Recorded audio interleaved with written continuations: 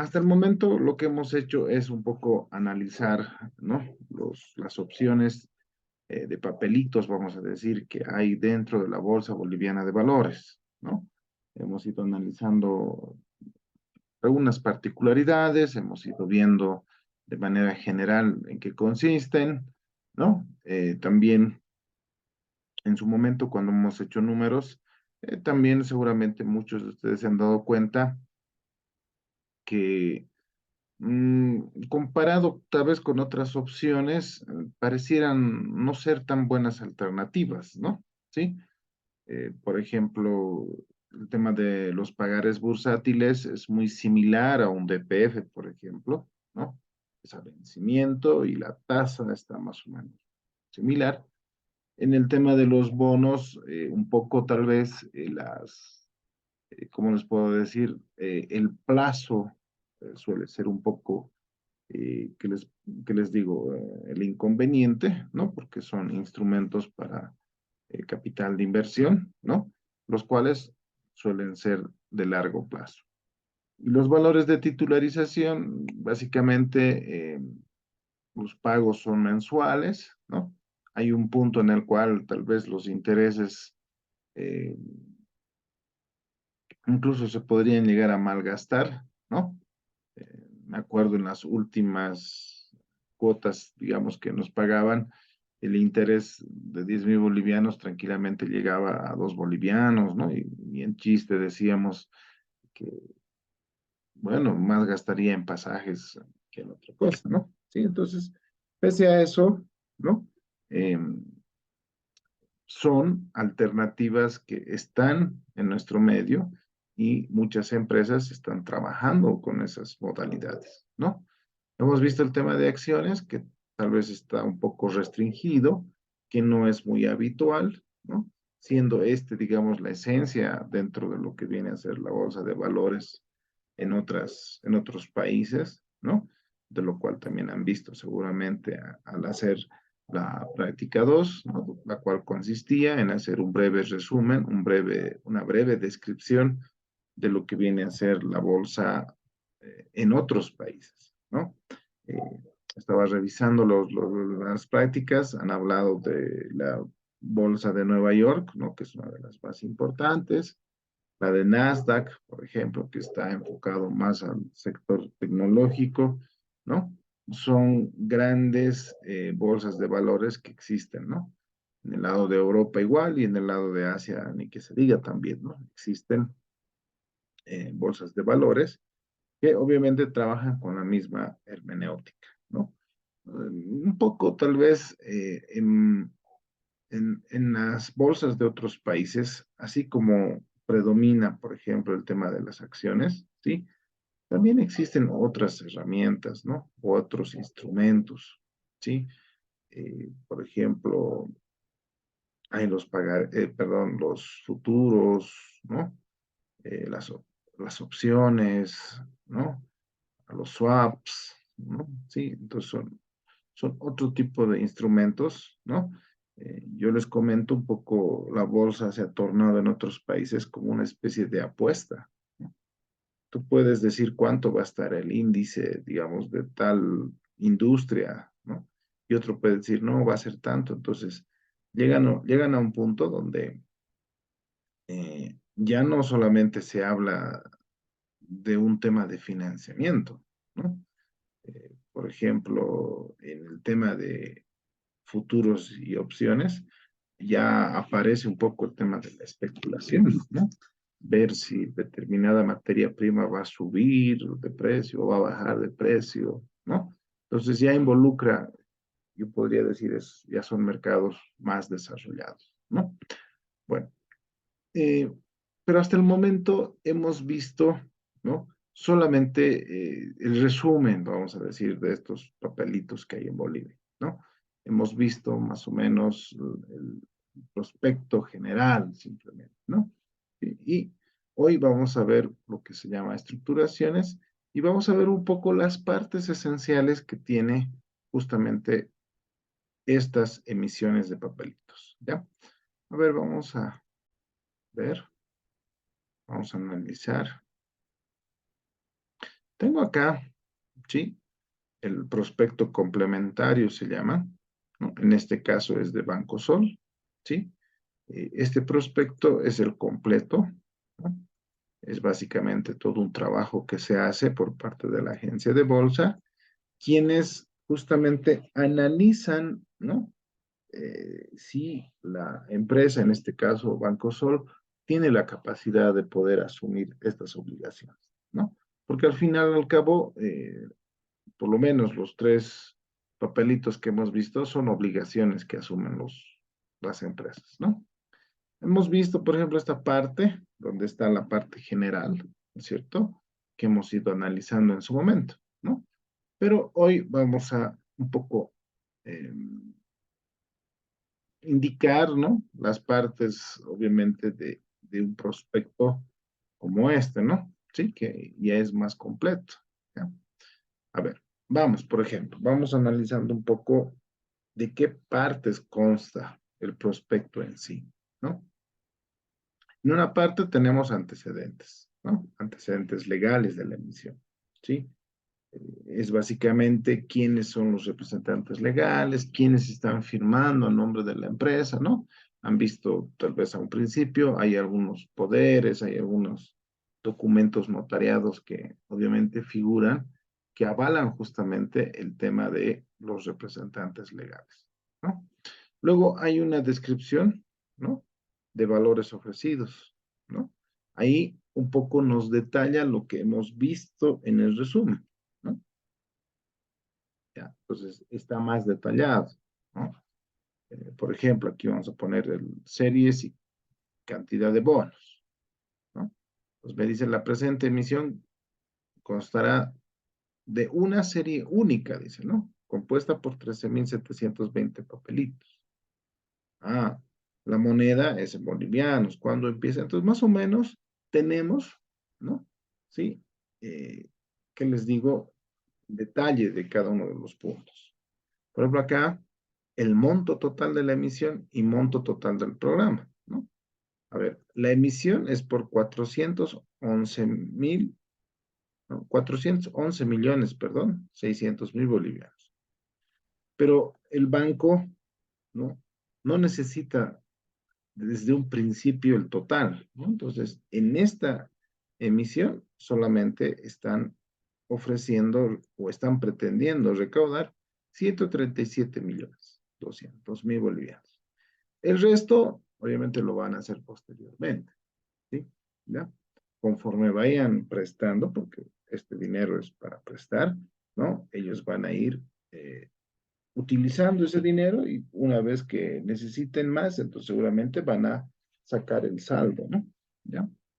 Entonces, tenemos esos detalles, ¿no? Pues, en esta parte nos describen, ¿no? Todos los puntos que están inmersos dentro de la emisión, ¿no? Cómo van a pagar, el precio de la colocación primaria, ¿no? Veamos un poco, ¿no? ¿Dónde está? Dice, de acuerdo mínimamente a la par del valor nominal, ¿no? Eso hemos visto, ¿no? Hemos visto que en los bonos el valor nominal normalmente es, ¿no? De 10.000 bolivianos, ¿sí? Eh, Volvamos un poco al contenido, ¿sí? Entonces ahí tengo una descripción breve de todos los puntos, ¿no? La calificación de riesgo, ¿no? Entonces acá me indica, por ejemplo, cuál es la empresa, ¿no? Que ha hecho, por ejemplo, la calificación. Dice que es la Easy Ratings, ¿no? Cuando lo ha hecho, el 31 de diciembre del 2021. Y esta calificación de riesgo está sujeta a una revisión trimestral y puede ser modificada, dice, ¿no? ¿Sí? Entonces, me da ese detalle. Volvamos a la hoja 11. Eh, Razones de la emisión, dice, ¿no? ¿Para qué quieren? ¿No? La tercera parte, ¿no? Entonces podemos ver, dice, las razones para gestionar la autorización e inscripción de la presente emisión responden a la necesidad de contar con nuevos recursos financieros que permitan a Banco Sol lograr el crecimiento planificado de la cartera crediticia, ¿sí? Entonces, ellos, al ser un banco, necesitan dinero justamente para prestar, ¿no? La sumatoria de todo lo que han prestado, ojo, ese término creo que es importante que se anoten, puede entrar al examen, se llama cartera, ¿no? ¿Sí? Entonces, un banco tiene un determinado monto de dinero prestado, a eso se le llama cartera. Una agencia tiene un determinado monto que suman entre todos sus oficiales y a eso se le llama cartera, digamos, de esa agencia, ¿no?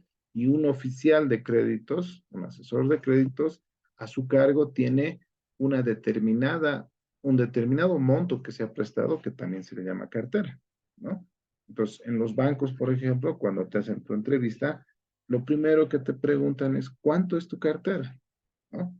En otras palabras, te están preguntando cuánto de dinero podrías prestar, ¿no? O sea, cuánto de dinero ya has prestado, digamos, en una anterior oportunidad, digamos, ¿no? Sí, entonces, los bancos tienen esa meta, ¿no? De ir creciendo en cartera año tras año, ¿sí? Se ponen metas, ¿no? El Fácil es uno de los bancos que he visto que publica, ¿no? Ya hemos prestado 4.000 millones de dólares, ¿no? Hemos roto un hito, ¿no? Entonces, es un tema bien primordial el tema de la cartera, ¿no? Entonces, aquí los recursos monetarios provenientes de la colocación de los bonos serán utilizados según se detalla a continuación, dice, ¿no? Fortalecimiento del capital regulatorio y crecimiento de la cartera crediticia.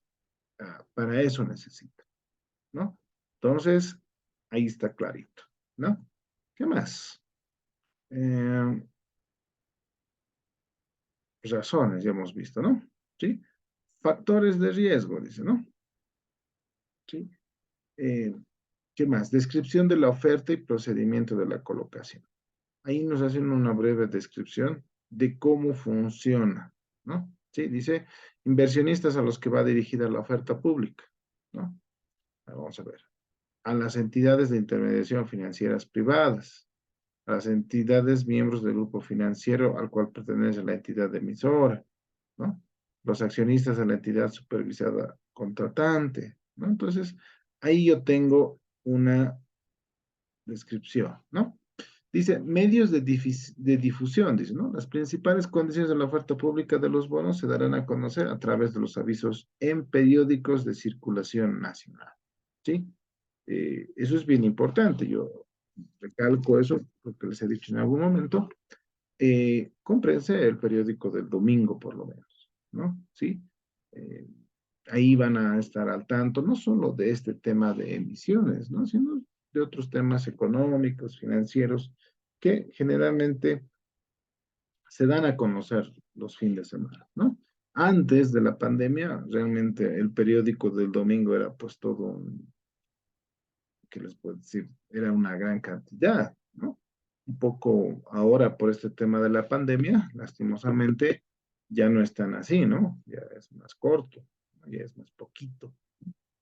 Pero bueno, ojalá la situación vaya a cambiar, ¿no? Entonces, de esa forma se va a publicar, dice, ¿no? ¿Sí?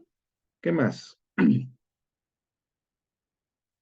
Lo parte más importante, tal vez, joven, ¿no?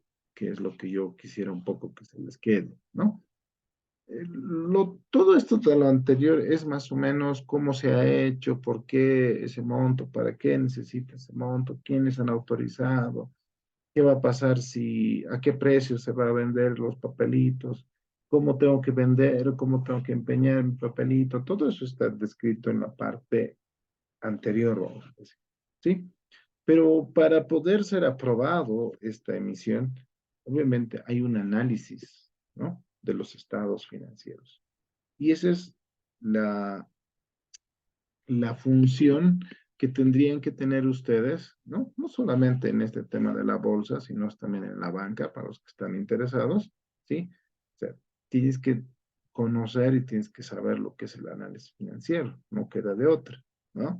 Entonces, si ustedes recuerdan, ahorita, dentro de lo que están llevando también ustedes este año, esta materia, ¿no? De administración financiera, ¿sí?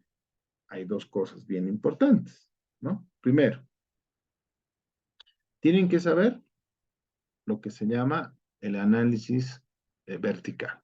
¿Verdad? ¿Sí? Cómo está compuesto mis activos, cómo está compuesto mis pasivos, cómo está compuesto mi, eh, mi patrimonio, ¿no? Tengo que saber realizar análisis horizontales, ¿sí?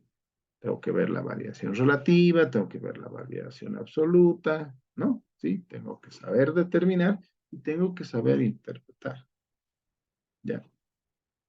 Posteriormente, ojo, el análisis horizontal y el análisis vertical los voy a hacer en una primera instancia en el tema del balance general y del estado de resultados, ¿sí? Tengo que saber también lo que es el flujo el estado de flujo de efectivo, ¿no? Saber dónde está yendo el dinero, ¿sí? Tengo tres actividades principales, si es que se acuerdan, ¿no? Las actividades de operación, las actividades de financiamiento y las actividades de inversión, ¿sí? Estas tres o bien demandan dinero, lo que es salida de dinero, o bien generan dinero, ¿no? ¿Sí? Entonces, más que elaborar, aquí hay algo bien importante. Los contadores públicos son los llamados para poder hacer, ¿no? Elaborar los estados financieros. Los administradores de empresas no, tienen una función más de análisis, ¿no? Tienen una función más de interpretación, ¿no? Los contadores van a hacer todo lo demás, ¿no? Cuando vemos he dado, por ejemplo, varios años ya el curso de verano, por ejemplo, de administración financiera, nos enfocamos más al análisis, ¿no? Por ejemplo, el estado financiero, el estado de flujo de efectivo es bien interesante, ¿no? Pero no nos metemos en la elaboración. Sí vemos a grosso modo lo que será el método indirecto, por ejemplo, ¿no? Pero nos abocamos más al tema de la interpretación, ¿ya? Luego tienes que saber el tema de ratios, ¿ya? Los ratios es algo esencial, jóvenes, que tienen que aprender. Y ahorita vamos a ver por qué les digo eso, porque está aquí, ¿sí? Se aplica eso acá. Y se aplica eso también en la banca, por si acaso, ¿no? ¿Sí? Pues tienes que saber los ratios. Tienes que saber el concepto de ciclo de efectivo, ¿no? ¿Sí? ¿No? el, lo que involucra el periodo promedio de cuentas por cobrar, el periodo promedio de rotación de inventario y el promedio de cuentas por pagar, ¿no? ¿Sí? Tienen que saber y tienen que saber interpretar, ¿no? Y finalmente, dentro de ese análisis financiero, ¿sí? Tienen que saber lo que es el análisis DuPont, ¿no? ¿Sí? Que que es bien interesante también, ¿no? El análisis DuPont, por ejemplo, en líneas generales, así en resumen, básicamente nos dicen dos cosas, ¿no? Que debo de tener el menor activo posible, ¿sí? Debo tener el menor activo posible. Y tengo que generar la mayor utilidad posible, ¿no? Esos son, digamos, los dos pilares, digamos, de ese análisis DuPont, ¿ya? Pero veamos un poco eso, lo que les estoy hablando, ¿no? Fíjense, primero tenemos el análisis financiero, ¿no? Se va a analizar primero el activo, se va a analizar el pasivo, ¿no? Se va a analizar el patrimonio, el estado de resultados, los indicadores financieros, ¿no? Y veamos un poco en qué consiste, ¿ya? Vean acá, el análisis del activo. ¿Sí? Primero, obviamente, se detalla con qué tipo de cambio vamos a trabajar, ¿no? Particularmente en Bolivia, ya son muchos años que no hay ese cambio o sea, que no está cambiando, ¿no? Este indicador. Se ha mantenido constante en todo este tiempo prácticamente, ¿no? Y bueno, por política de Estado, yo sé que es prioridad mantener, ¿no? Pese a que ya debería subir el tipo de cambio, ¿no? Pero así se maneja políticamente, ¿no? Entonces, el Banco Central, por lo menos hasta ahora, sí, ha estado manteniendo el tipo de cambio, ¿no? Luego se hace un análisis del activo para ver de qué está compuesto, ¿no? Hay un concepto que se llama perfil financiero, ¿sí? Este perfil financiero más o menos nos dice cuál es la composición de determinadas cuentas, ¿no? En ciertos sectores, ¿sí? Por ejemplo, un banco tiene alto grado de cuentas por cobrar, ¿sí? ¿Por qué? Porque presta dinero, ¿sí? Pues, un banco que no tenga altas cuentas por cobrar es medio raro, ¿no? En cambio, por ejemplo, un supermercado no puede tener tantas cuentas por cobrar porque en realidad eh, uno va, compra y generalmente es en efectivo, ¿no? ¿Sí? Siempre es en efectivo. No te venden a crédito. Entonces, un, un supermercado tendrá cuentas por cobrar más que todo relacionados a otros temas que no es con el cliente directo, ¿no? Entonces, a eso se llama perfil financiero, ¿ya? Por si acaso, ¿sí? O sea, cuando hablamos de perfil, ¿no ves? Decimos, tal persona tendrá el perfil para tal cargo, ¿no? Hablamos de sus actitudes, hablamos de sus características. Lo mismo sucede con el tema de las empresas, ¿sí? O sea, se está comportando esa empresa como debería ser en su rubro, ¿sí?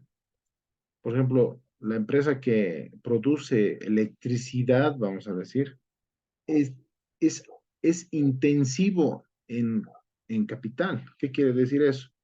Gran parte de su activo está en las turbinas y en esas cosas, en esos equipos que sirven para producir o generar electricidad, ¿sí?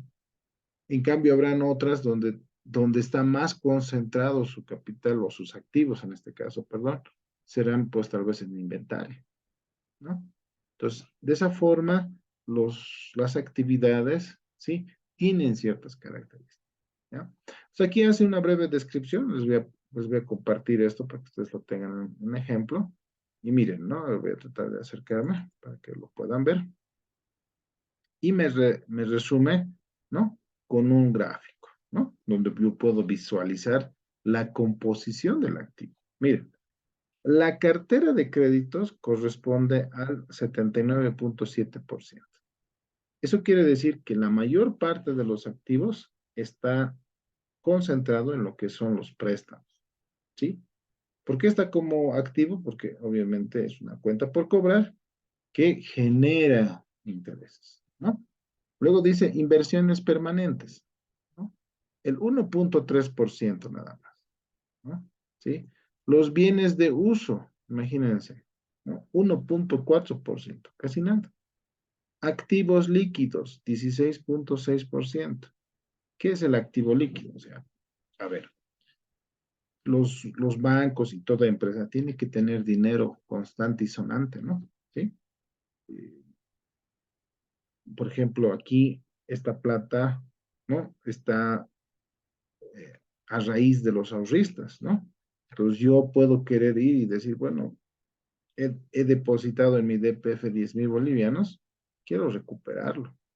Entonces el banco no me puede decir, no, espérenos, que no tenemos dinero, no puede, ¿no? Entonces tienen que reservar una parte, en este caso vean, un 16% para activos líquidos, ¿no?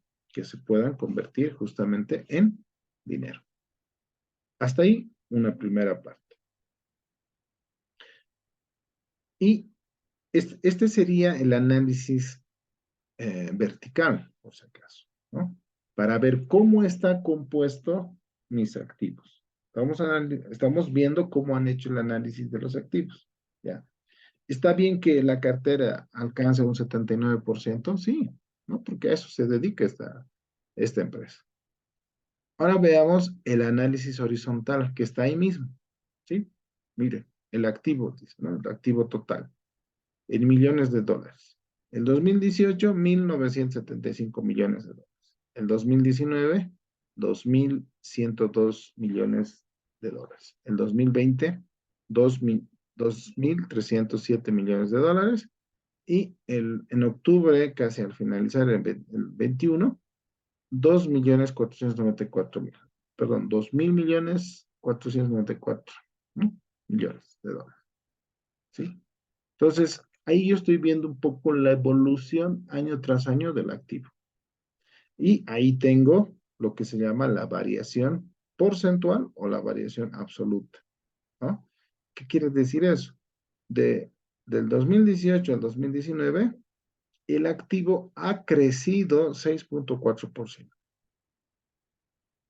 o lo que significa que ha crecido en 127 millones. O sea, el 2019 ha crecido 127 millones de dólares en lo que se refiere al activo. Y del 2019 al 2020 ha habido un crecimiento del 9.8. De manera absoluta han crecido 205 millones de dólares. ¿Sí? Entonces, esa es, o eso es en realidad el análisis horizontal que conocen, ¿no? Que han realizado. ¿Ya? Y el mismo análisis para los activos líquidos, ¿no? Y para la cartera, ¿no? Que tenemos en este caso, ¿no? La cartera, por ejemplo, miren, ha crecido de 1.597 millones a 1.689 millones a 1.870 millones, y para el 2021 estaba 1.988 millones, ¿no? ¿Sí? Perdón, mi alarma. Ya. Entonces, vean que este ítem de cartera está creciendo constantemente, ¿no?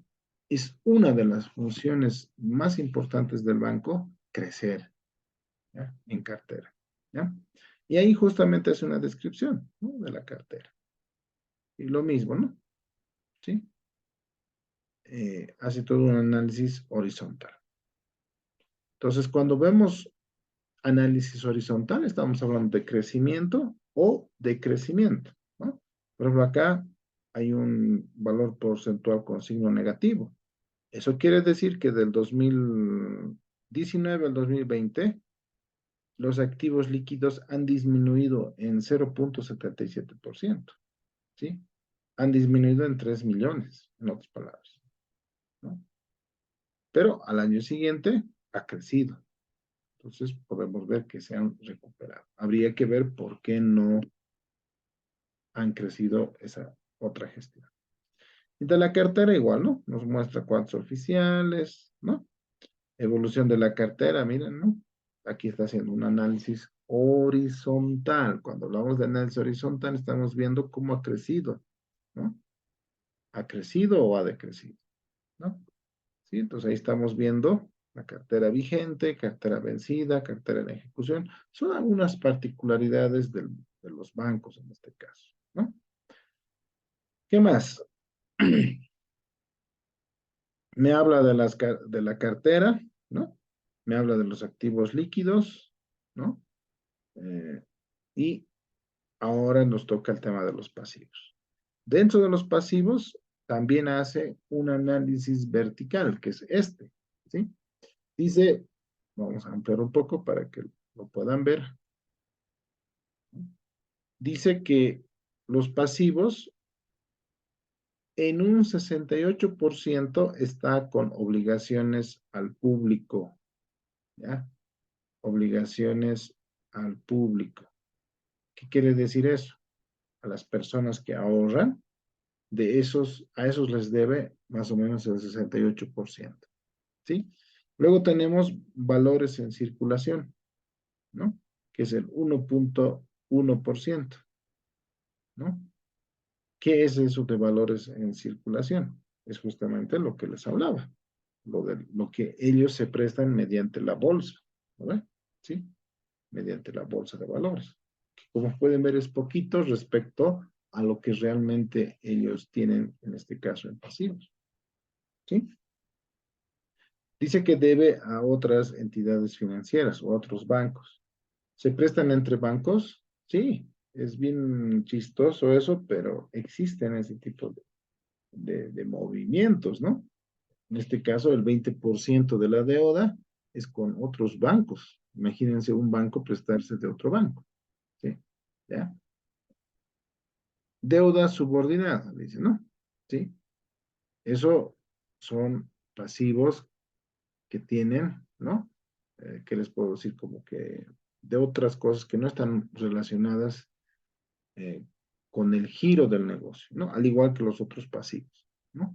Entonces aquí podemos ver que la mayor cantidad de plata está prestada y que la mayor cantidad de esa plata es de los ahorristas, ¿no? ¿Sí? ¿Ya? Entonces ahí yo veo la composición de lo que es Banco Sol respecto a los pasivos. Ahora, ¿es normal que un banco tenga un alto índice o un alto porcentaje en obligaciones del público? Sí, ¿no? Por eso es un banco, ¿no? Sí, y ahí yo ya podría comparar si me parezco a otros bancos, ¿no?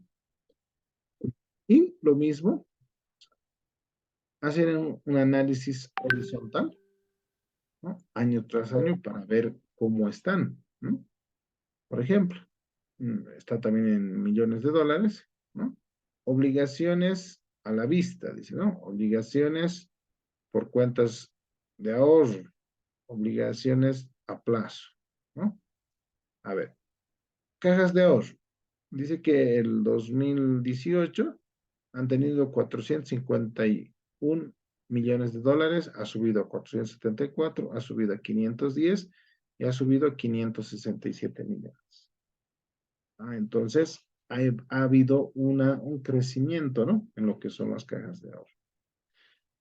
Obligaciones a plazo, o sea, los depósitos a plazo fijo, han subido de 752 a 730, aquí han bajado, por ejemplo, a 736, ha subido a 854 y a octubre del 2021 está 900.